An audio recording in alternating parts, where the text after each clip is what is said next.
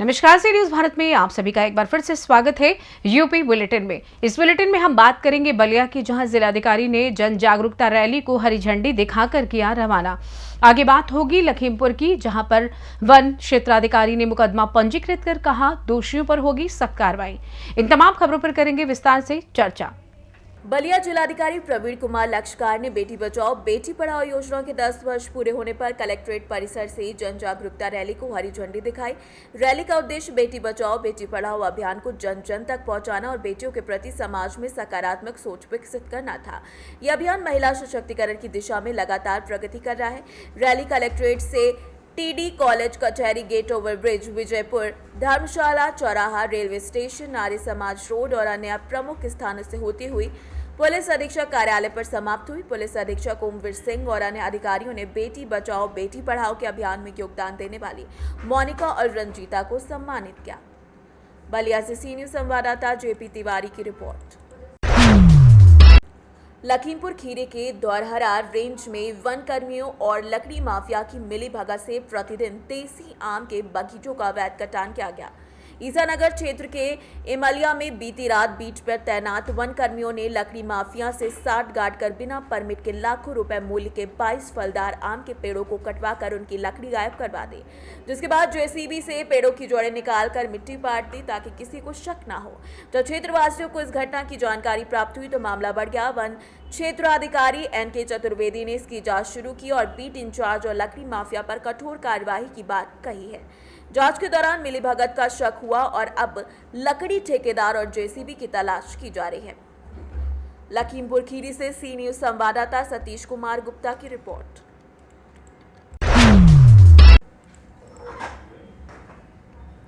ललितपुर में ग्राम में मां जगदम्बा और कुलदेवता के मंदिर की प्रतिष्ठात्मक वर्षगांठ बड़ी धूमधाम के साथ मनाई गई। 7 साल पहले साहू परिवार द्वारा मंदिर का निर्माण कराया गया था और उसी दिन 7 फरवरी को इसकी प्रतिष्ठा भी की गई थी।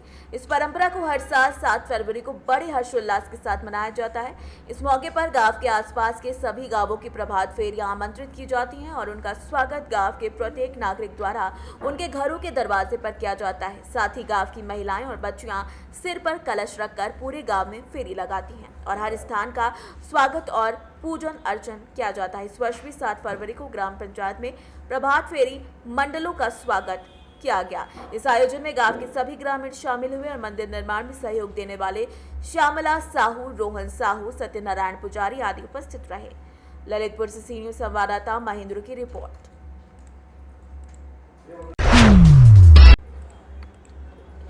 ललितपुर सदर कोतवाली क्षेत्र के नीरज जैन ने पुलिस अधीक्षक को शिकायत दर्ज कराई कि उनकी फर्म, जो कि नवीन गल्ला मंडी में स्थित है, और उसने दिसंबर 2024 में 4 अन्य फर्मों में उड़द खरीदने का काम किया था। इन फर्मों में लेवास फर्म, शिप ट्रेडर्स, कपिल इंटरप्राइजेज और चौधरी फर्म शामिल हैं, जो मिलकर एक सिंडिकेट के रूप में संचालित हो रही हैं। इन फर्मों ने बड़ी मात्रा में उड़द खरीदी, जिसकी कीमत करोड़ों रुपए में है। किसी ने ना तो 6R जारी किया और ना ही किसानों को भुगतान किया। जब नीरज जैन ने भुगतान की मांग की तो इन फर्मों ने उन्हें गाली दी और जान से मारने की धमकी भी दी, जिसके बाद पुलिस ने साक्ष्य के आधार पर सभी आरोपियों के खिलाफ विभिन्न धाराओं में मामला दर्ज किया है और विवेचना शुरू कर दी है।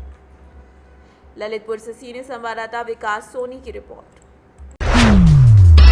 ललितपुर कोतवाली क्षेत्र के अंतर्गत सिविल लाइन में रहने वाले फूल सिंह ने प्रभारी निरीक्षक कोतवाली को प्रार्थना पत्र में बताया कि मोटरसाइकिल से वो तहसील जा रहे थे। जैसे ही राजकुमार तिवारी के घर के सामने पहुंचे तो वहां से गुजर रही तेज गति की 4 पहिया वाहन, जिसका नंबर भी उन्होंने बताया, उसकी टक्कर लगने से मोटरसाइकिल क्षतिग्रस्त हो गई और वो भी चोटिल हो गए। जब उन्होंने 4 व्हीलर गाड़ी चालक से सही तरीके से गाड़ी चलाने की बात कही तो 4 व्हीलर गाड़ी में बैठे युवकों ने उनके साथ मारपीट कर दी और जान से मारने की धमकी दी, जिसके बाद पीड़ित युवक ने न्याय की गुहार लगाई है।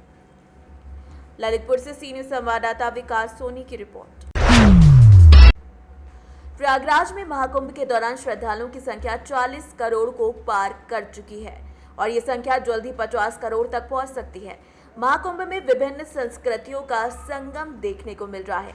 मुख्य स्थान पर्वों पर लाखों श्रद्धालुओं ने पुण्य की डुबकी लगाई। जैसे मौनी अमावस्या पर 8 करोड़ और मकर संक्रांति पर तकरीबन 3.5 करोड़ लोग पहुंचे। प्रधानमंत्री नरेंद्र मोदी, गृह मंत्री अमित शाह, अन्य प्रमुख नेता, बॉलीवुड हस्तियां और खिलाड़ी भी महाकुंभ में भाग ले चुकी हैं। राष्ट्रपति द्रौपदी मुर्मू 10 फरवरी को संगम में डुबकी लगाने आ रही हैं।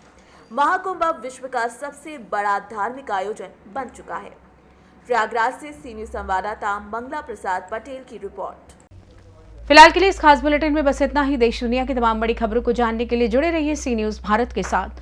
हर खबर आपके साथ, आपके हाथ।